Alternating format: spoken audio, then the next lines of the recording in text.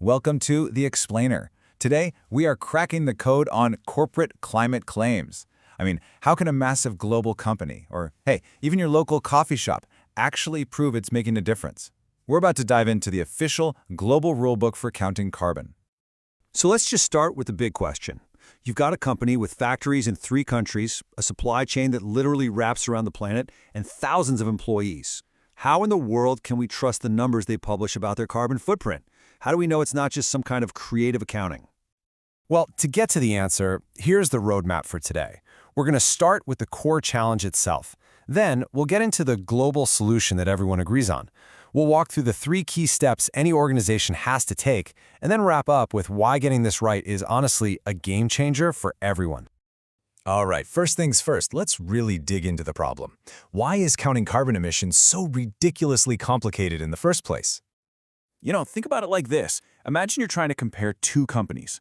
One reports its finances in dollars, another uses a currency it just made up, and a third, well, they just conveniently forget to count half their expenses. It would be total chaos, right? That is exactly the problem with carbon accounting if you don't have a universal standard. If you want to compare and trust and actually reduce emissions, everybody has to be playing by the same set of rules. And that chaos is precisely why the world needed a solution. So, enter a single global rulebook from the International Organization for Standardization. It's designed specifically to create that common language for carbon.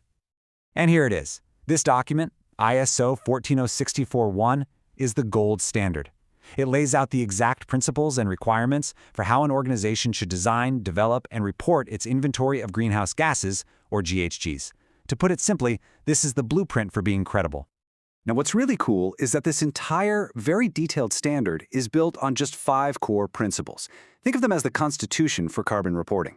Your report has to be relevant, complete, consistent, accurate, and transparent. Every single decision, from what data you collect to how you show it, has to follow these 5 ideas. That's what ensures the final numbers are rock solid.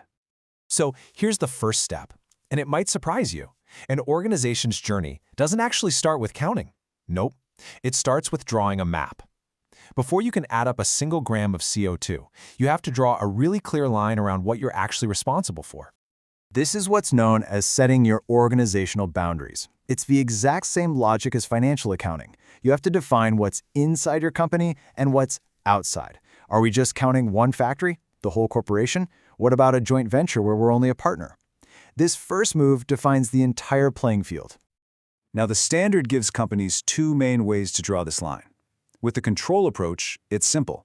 If you run it, you count 100% of its emissions. Easy. With the equity share approach, if you own, say, 40% of a joint venture, you count 40% of its emissions.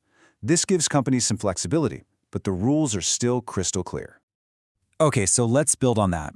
Once the map is drawn, the next job is to identify all the different sources of emissions that are inside that boundary. And the standard gives us a really logical way to sort them all. The first big split is between direct and indirect emissions. Direct emissions are the ones you make yourself. Think of the exhaust coming out of a company-owned truck. Indirect emissions are created on your behalf by someone else, like the emissions from the power plant that generates the electricity you're using in your office. And this is where it gets super practical.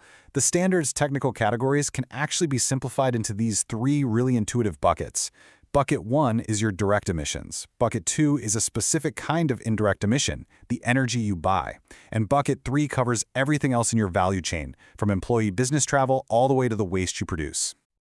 Okay, so we've drawn our map, and we've sorted all our emissions into their proper buckets. Now, finally, it's time to do the math and pull this all together. The process itself is very systematic, just as it's laid out in the standard. First, you collect what's called activity data. Things like how many liters of fuel your trucks burned, or how many kilowatt hours of electricity your factory used. Then, you multiply that number by a scientifically proven emission factor to get your final greenhouse gas total. And this is the payoff for all that careful work. Everything comes together in a clear, standardized report, just like this template you see here, which comes from the standard itself.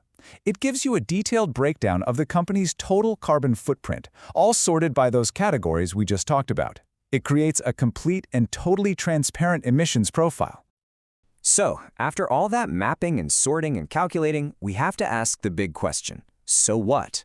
Why go through all this trouble? Why is having a credible, standardized inventory so incredibly important? Well, it really all boils down to a simple truth. You cannot manage what you do not measure. A credible inventory builds trust with everyone, investors, customers, regulators, and lets a company see how they stack up against their peers and track their own progress over time.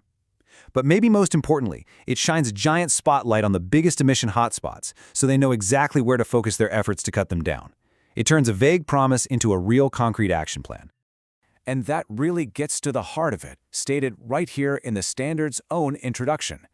The entire point of this whole thing is to build a system that enhances credibility, consistency, and transparency. A system that everyone, from the CEO down to the public, can actually rely on. Which leaves us with this one final thought. This standard gives us a universal ruler, a common tool to measure our impact on the climate. And that is a massive, absolutely critical first step. But the real challenge and the real opportunity starts with what we all choose to do with that measurement. Thanks for watching The Explainer.